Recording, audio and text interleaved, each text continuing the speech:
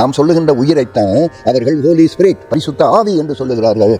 இஸ்லாம் மார்க்கத்திலே ரூஹ், என்னுடைய ரூஹில் இருந்து அவனுடைய நாசியிலே நான் ஊதுகின்றேன், அவன் என்னுடைய அம்சமாக இருக்கின்றான், நீங்கள் எல்லோரும் இவனை வணங்க வேண்டும் என்று அல்லாஹ் சொல்லுகிறான். மலக்குகளாகிய தேவர்கள் எல்லோரும் இறைவனுடைய ஆணைக்கு கட்டுப்பட்டு, அல்லாஹ்வினுடைய ஆணைக்கு கட்டுப்பட்டு அந்த ஆதி மனிதனுக்கு வணக்கம் சொல்லுகின்றார்கள். அந்த சமயத்திலே மாயை என்ற பிசாசு ரூபமானது, அதாவது இப்லீஸ் என்று அவர்கள் சொல்லுகின்றார்கள், சாத்தான் என்று பைபிள் சொல்லுகிறது.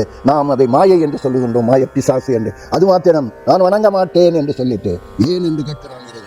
நான் ஒளியிலிருந்து படைக்கப்பட்டவன், அவன் கேவலம் மண்ணு தண்ணீர் ஆகிய பஞ்சபூதங்களில் இருந்து படைக்கப்பட்டவன், அவனை நான் வணங்க மாட்டேன். அப்பொழுது நீ வெறுட்டப்பட்டு விட்டாய் என்று இறைவன் நான் உன்னை சபித்து விடுவேன் என்று சொல்கிறான். நீ சபித்தாலும் சரி, நான் இவன் உன்னை அடைய முடியாதபடி வழி கெடுப்பேன். ஞான தவம் செய்பவர்கள் முன்னிலையிலே அந்த மாயை பெண் ரூபமாக வரும். அப்பொழுது இவன் மயங்கி விழுந்து விடுகிறான், அழித்து விடுகிறது. அதில் இவன் உறுதியாக இருப்பானே ஆனால் வென்று விடுகிறான்.